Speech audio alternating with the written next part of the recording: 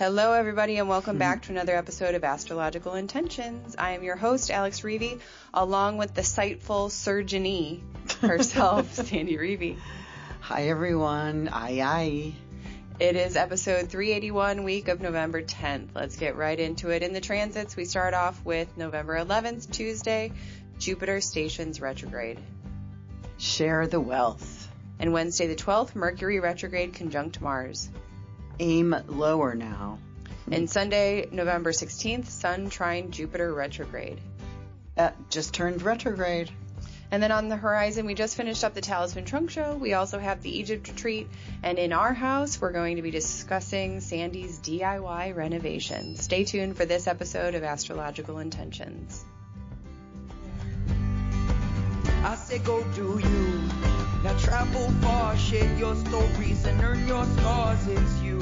Say you are the one you will answer to when this life is done. Don't waste a minute, jump in the river. Wash yourself clean so you can deliver you. The story of you. Hello, sightful surgeonee. I didn't know what it was, like, aside from patient, but I needed an S word. So, you have like an employer and then an employee. I was like, maybe it's like surgeonee. Because I'm not the surgeon. Right. Yes. You're the surgeonee. Yes. I made that under word up. the I don't surgeon. think it exists. Yeah. All right. So it is episode 381, the week of November 10th. It is a very short week. I know, but we start off with a retrograde of our Jupiter. Okay. So let's just jump right into the transits. We have Tuesday, November 11th, aka tomorrow, Jupiter stationing retrograde. Yeah, this happens at 25 degrees of Cancer, and Jupiter's exalted in this Cancer zodiac sign. So Jupiter loves it when he's going direct, and he likes it also during retrograde. But just share the wealth here. There's something about being generous and giving back, repaying somebody for some sort of generous situation that they put you in. We think about this Jupiter retrograding, and Mercury's also retrograding. So they're really feeling this turn of events. So, maybe you have to delay something or slow something down. You may not have to cancel it, just kind of wait itself out. Sometimes you feel like you have to, I should just cut the strings while I have the scissors sharpened, right? And it's like, maybe not. Maybe just put something on the back burner and don't turn the heat on, right? Okay. Just put it on the back burner. So, also Jupiter's going to look around and ask you, do you need all that? Do you need all that? Right. And being in a first world country, not usually, right? Yeah. So gift away. Yeah. Yeah. All right. So Wednesday, November 12th, we have Mercury retrograde conjunct Mars. Right. So this is the second of three, and it's really interesting because as Mercury is conjoining Mars, it already had done that once on its forward movement, and then it makes that second one on this retrograde movement. Just you might want to aim your arrow a little bit lower so that you can meet expectations, right? The Mercury retrograde says, especially in the Sagittarius, which is like, go high. Right. And with Jupiter stationing retrograde too. Yeah. And it's kind of that, manage your expectations a little bit. Don't get angry if you're not hitting them. That's why if you just move them down a little bit, you can still hit them. You can still hit them. Bring in some realistic goals. Yeah, some measures. The third one is not until January 17th, and that will be when Mars and Mercury are both in Capricorn, and Mars will be very well suited here. So, you can make or meet your target maybe by that mid-January period. So for right now, not aim down, but aim a little bit lower from that height. Right. But then once we get to that mid-January again, Bring it back up. Bring it back up. Yeah. Swing it high. Right. Yeah. Yeah. So sometimes like when goals or things just seem so unattainable, it's just starting with some baby steps first. Right. Mm-hmm. And I know we're kind of getting into the holidays now. I know, Andrew now they're getting called into work 24/7 now. Right. So it's kind of like the things, like my mom's house is all decorated for Christmas already. So, we are in the holidays. We're supposed to get snow here in a couple days. Yeah. Sunday, snow. What? It's so nice out. It's 70 degrees today. It's 67. I looked at it. I rounded up. It's the optimistic part of me. But okay, so yeah, just take goals down a little bit so we can attain them. And we jump all the way to Sunday, November 16th, Sun trine Jupiter retrograde. And anytime we see the sun trining one of these outer planets, we know that it's either just turned retrograde or is just turning direct. Mm-hmm. And so this is just a retrograde. So, but it's a trine. It's a trine. It's a water trine. This happens around a little bit before midnight on Sunday night. See the ease of on down the road.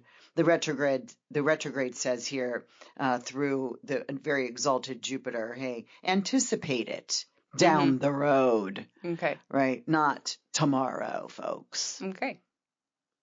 So, keep on doing what you are intending to do, even if it's not turning into those exact time frames. Mm-hmm. Keep. We use the word or the term kicking the can down the hill or down the street or to the curb or something like that. Yeah. You still can be active on this. That whether you're kicking something down the street to do it later. That's okay because it will get done. Okay. All right. And so we don't have that. I mean, we don't have a long week. And just as an FYI, if you're hearing little sound effects in the background, it's because Naxos, my puppy, is here as we're recording. And I did not realize this new toy I got him had a little squeak in it. So what, the Casa de Azul? Yeah, it's the Casa Azul little tequila bottle in a dog toy form. It's the cutest. Well, anyway, he seems to love it, but so do I. But it's not right now during recording. It's crazy. Well, no, I don't have any. My bottles are empty, but I save them. Yeah, no, they're so pretty. All right, so let's see. It's a short week. And so you got 3 transits to focus on. Super easy. And don't forget that you can download the astrology guide and your natal chart on our website. Just check out the show notes for those links. And here is normally the time where we'll start and discuss some talismans, but we just did a whole trunk show all about the talismans, and Sandy went through, I think, maybe 10 or 12. 10 or 15. I don't know. We sold some of them. Thank you for those that attended. Yeah. And Angelica, who won. Right. Congratulations.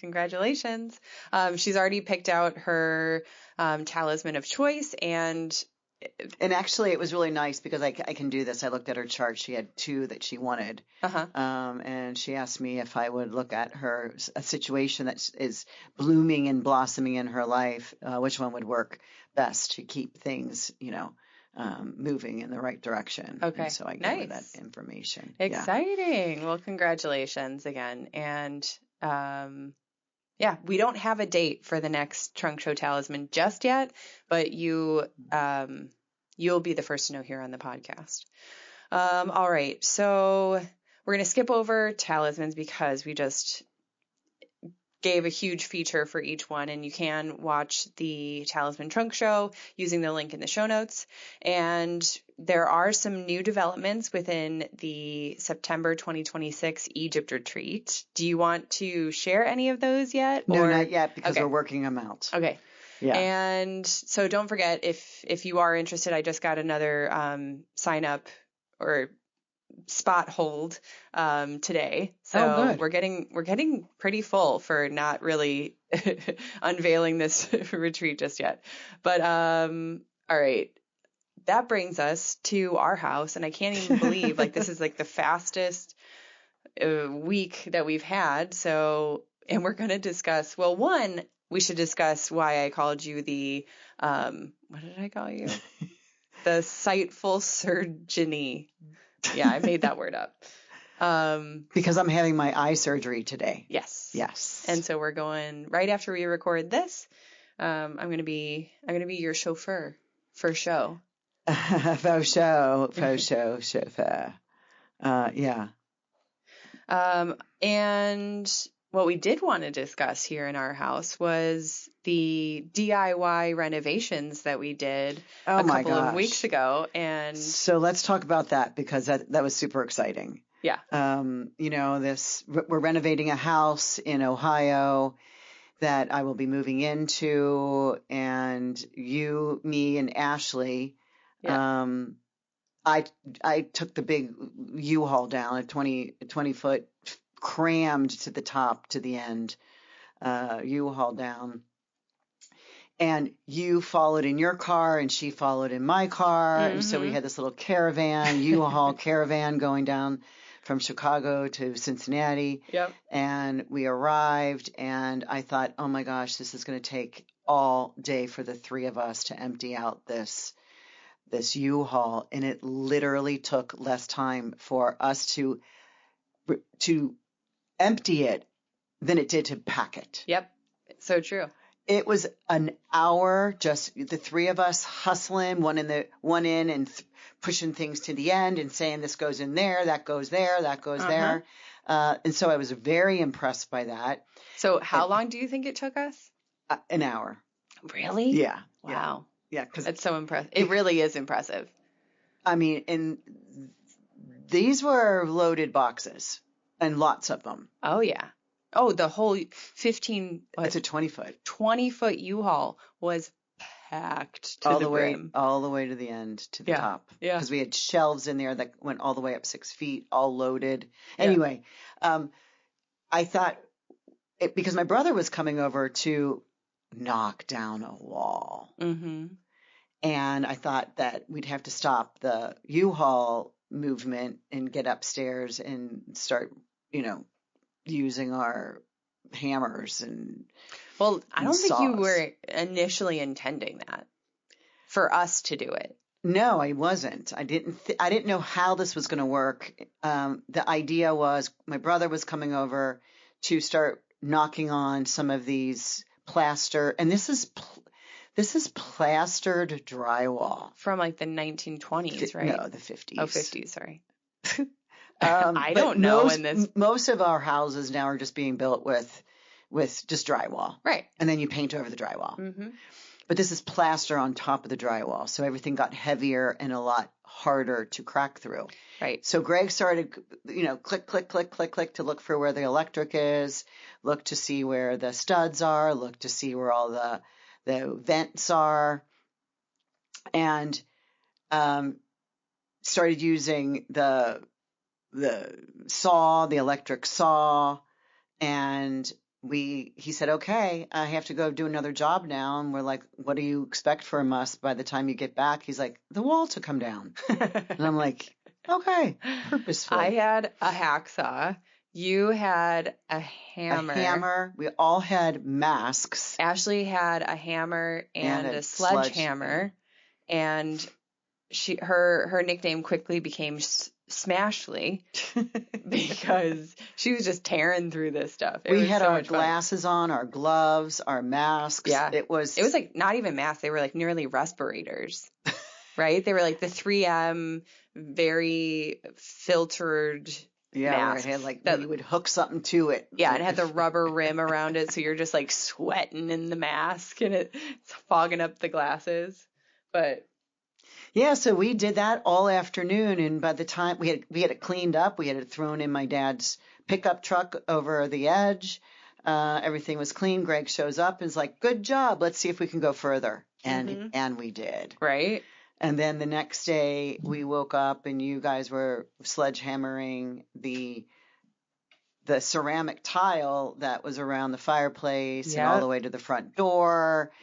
So so much got done that weekend. Totally. Like, and even when we were smashing the tile, I mean, that was some like hard smashing. Because like the drywall and the plaster, like, it was a little bit on the tougher side to take down, but we got used to it. But then the next day when we were doing the tile, that was another thing, because you were like kind of bending down and squatting down to the ground, and then you had to like hit hard. And then we found out there was tile underneath by the front door, and I mean, I liked it. I thought it was really pretty. No. Okay. We're gonna leave it. We're gonna put a board over top of it so that it. But so it's gonna be all hardwood. Yeah, that's all gonna be wood there. Yeah. But what we did find is some surprises in the drywall. Oh, yeah, that's right. We found two pictures.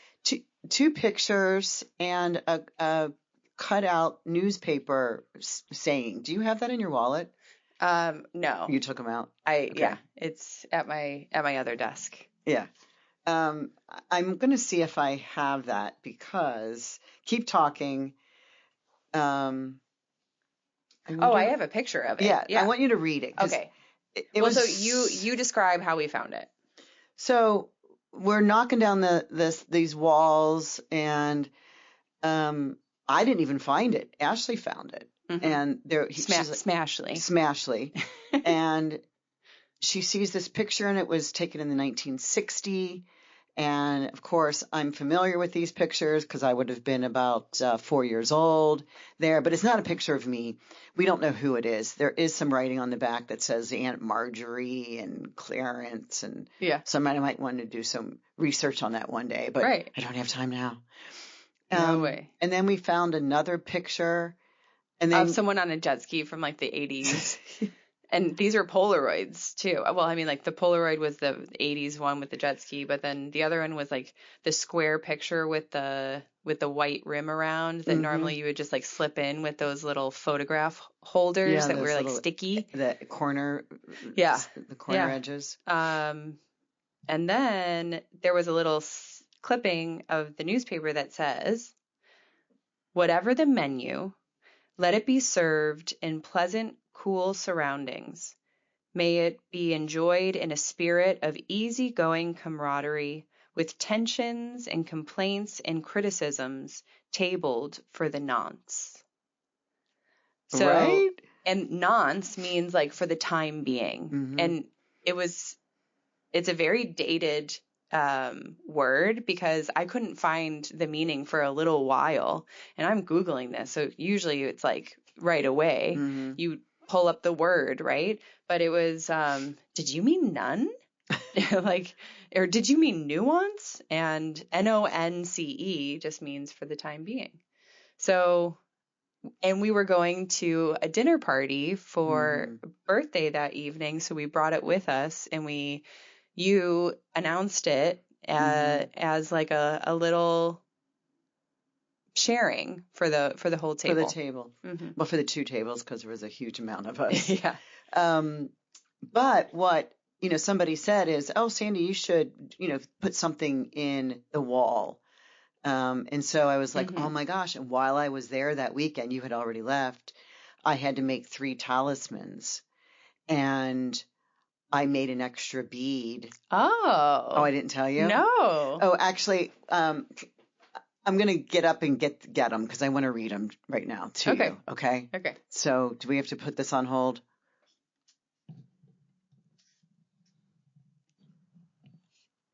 So when somebody had suggested, I'm like, oh, that's a great idea. I'll put, I'll write something and put something in a bag and put it in the wall, because we're plastering it, part of it, back together. Back up. Yeah. And so that the next morning at 7 a.m, I had to make a talisman, and I was making the beads for this talisman, and I thought, oh my gosh, this sounds like the heart of the house. Oh, the heart of the home. this is super cool. Continue. And so I made the beads for, a bracelet for a stock. But then I made an extra bead because it was this: to create a life that is both beautiful and enduring. So think about this as a home, right? As a home. My heart and presence radiates grace, and I rest on solid ground. My beauty is not only seen, it is built, protected, and sustained. My soul is stable.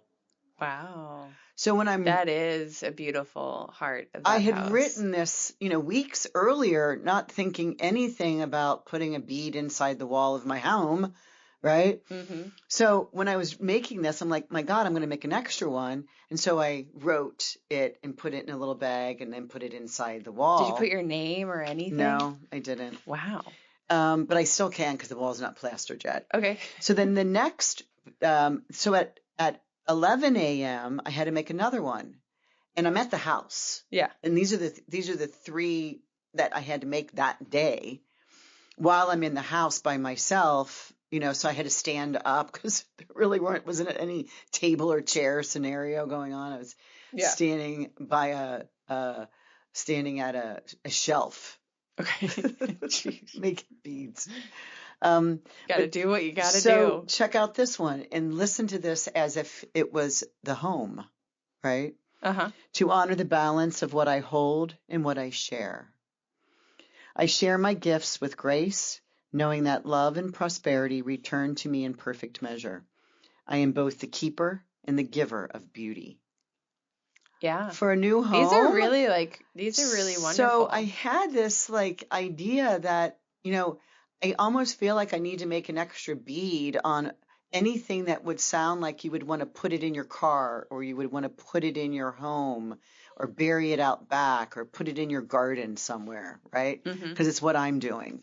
And then the final one that I made at 4:30 that day, and think about this as the home as well.